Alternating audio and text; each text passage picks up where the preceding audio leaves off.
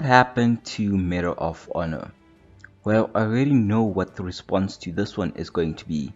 Most of you are going to say Medal of Honor Warfighter is what happened. Everyone knows that he is, well, it is true that the newest and perhaps last entry into the Medal of Honor franchise didn't pan out the way the developers would have hoped. But I don't believe it was the sole reason for why the series ended. Instead, I feel it was attributed to trying too hard to catch up, if you know what I mean. There was a time when EA's Medal of Honor was the world's predominant first-person shooter franchise, before the market became saturated with emulations of the First and Second World Wars. Medal of Honor forged a path that would massively influence the direction of the entire gaming industry. Beginning in 1990 with the series' first installment, the World War II shooter Boasted, director Steven Spielberg is one of its key creators and primary creative forces. Debating to critical and commercial acclaim, the nascent series looked set to take over the entire gaming landscape. Now, Medal of Honor was one of the pioneers of World War II shooter games. The series began in 1999 with Medal of Honor.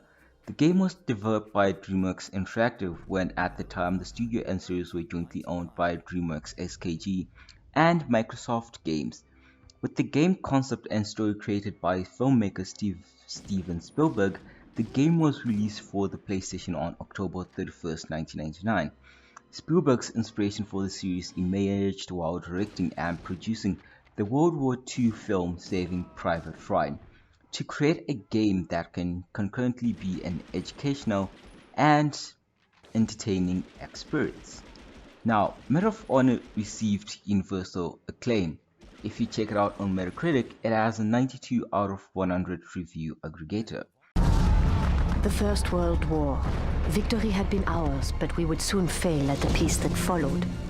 The game was such a success that it got a sequel, which was Medal of Honor Underground.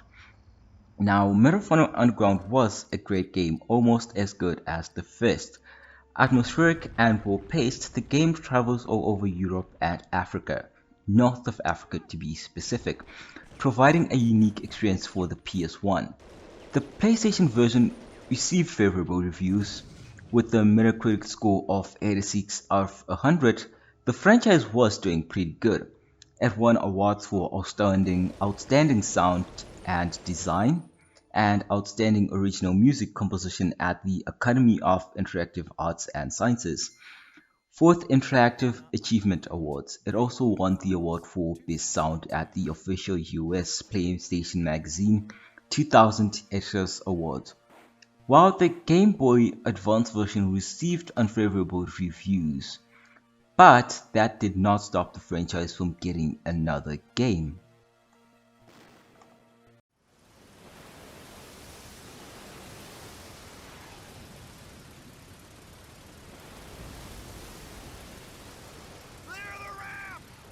Now, Medal of Honor Allied Assault, which was the next game in the franchise, managed to maintain the high standards that players expected, which made the game a massive success. It had a solid campaign with well-designed levels, amazing music, top-notch sound design that still holds up a true sense of unparalleled realism. The switch from dual analog to mouse and keyboard made a lot of difference in how smooth the gameplay was. In the United States, Medal of Honor Allied Assault sold 900,000 copies and earned $34.2 million by August 2006. After its release in January 2002, it was the country's ninth best-selling computer game between January 2000 and August 2006. Combined sales of all Medal of Honor computer games released between January 2000 and August 2006, including Allied Assault, had reached 1.9 million units in the United States by the later date, which was actually amazing. Medal of Honor Allied was released to universal acclaim as it received a score of 91 out of 100 on Metacritic, which is very high. If you don't know, that's very good. Allied Assault was one of those revolutions in gaming that was later outshined by subsequent entries, but many consider it to be near perfection. The games that followed, which were Medal of Honor Rising Sun, Pacific Assault, managed to keep the franchise alive, but fans soon got bored of the same old style of gameplay and story. They wanted something new, but Medal of Honor was not yet ready to change, which is what kind of led to the downfall, but more of that later into the video. I'm just pointing that out. Now, this inability to move with the times only fed Medal of Honor's second major issue. They now had competition. Franchises such as Battlefield and Call of Duty were increasingly crowding the market by the mid-2000s, and were the former sole of refusal to make meaningful amendments for the sake of growth. Its competitors were all too willing to push the format into brave new directions. In 2007, Medal of Honor Airborne debuted to competition from one of the most innovative and important shooters of the past few decades. If you don't know, this was Call of Duty 4 Modern Warfare. While EA continued to cling to the safety of the past, Infinity Ward's groundbreaking shooter cemented Call of Duty's place as the franchise willing to innovate to succeed. In doing so, it shifted the power away from the old guard of first-person shooters forever, while Battlefield and Call of Duty would go from strength to strength with innovative, varied, and in the later cases frequent releases. Medal of Honor floundered due to poor sales and an increasingly redundant brand identity. Modern Warfare's multiplayer conversely set the standard for years to come and ensured legions of captivated, loyal fans. By the time EA recognized the issue, it was a bit too late. The 2010's release series reboot set during the Afghan War, Medal of Honor, was commercial and critical success.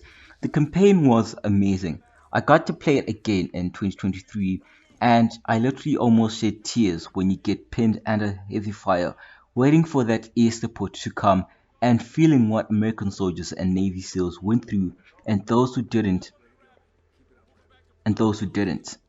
This made the gameplay feel more realistic, and sound design was amazing. All guns felt different in a good way, and it was truly an amazing game.